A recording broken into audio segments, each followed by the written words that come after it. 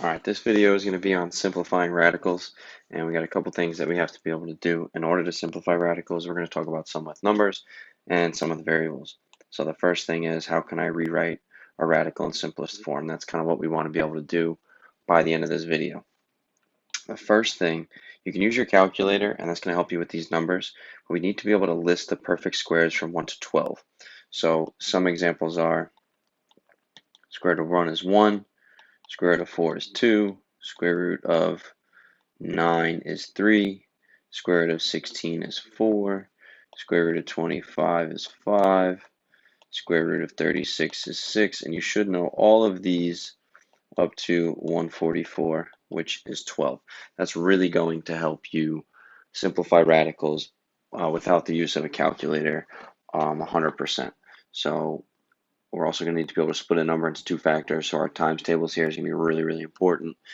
And lastly, that's going to help us simplify the radicals. So we're going to do 4 examples here. Then you can do some practice questions before you get to the mastery check. So the first one we're going to do is square root of 24. So my first step, I like to use a brace map, and I'm going to break this up into two numbers that multiply out to 24. The key is one of those two numbers has to be one of these perfect squares. Okay, so numbers like 2 and 12 wouldn't work because neither 2 or 12 is a perfect square. So the two numbers I'm going to use is 4 and 6, because 4 times 6 is 24, and I know that the square root of 4 is an actual number. All right, so when I do this, what I like to do is circle the perfect square, because the square root of 4 is 2, and take it out. And then the last step is the number that's on the outside goes on the outside, and the number here that's left on the inside stays on the inside. And you can always check your answer by putting it in the calculator. We can check that square root of 24 gives us a decimal, and 2 radical 6 in the calculator should give me the same exact decimal. All right, so let's do another example together. Square root of 18. Again, I'm going to split into two factors, one of which has to be a perfect square.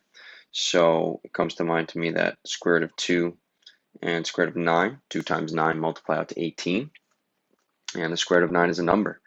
We know that 9 is a perfect square, so square root of 9 is 3. And again, 3 is on the outside of the radical, so it's going to go outside here. And 2 is left inside, so it stays inside. And that's my final answer, right? That's one way that we can simplify radicals, right? Like I said, you could check it in your calculator. The other way that you're going to see this is with a variable. It's very rare in geometry, but it does come up in some multiple choice questions, so it really is good to know. And we have two cases, okay? One here is an even exponent, meaning 2, 4, 6, 8, 10, 12.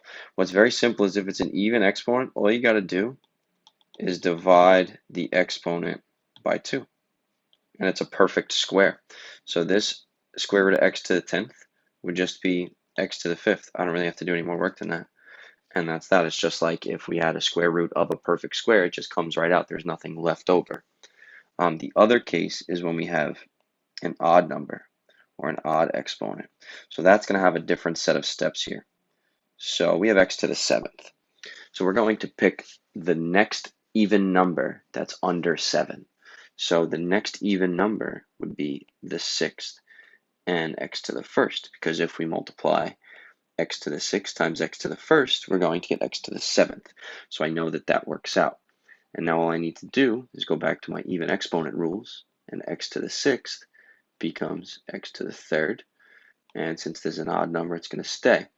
So our last step here is x to the 3rd is on the outside, and square root of x to the 1st on the inside. So like I said, these two are pretty rare. They do show up every once in a while on a multiple choice question, but it's not something that we're going to know consistently. What's most important is being able to do this with numbers. All right, so here, and we'll talk about a trick on how to do this in your calculator one day in class. All right, make sure that you list any new vocabulary words, anything that you didn't know. Summarize the video, and make sure we know what we're doing, and any questions that you have, list on your packet. So when I take a look, I can see if anybody's having the same question, I can work with them. All right, see you in the next one.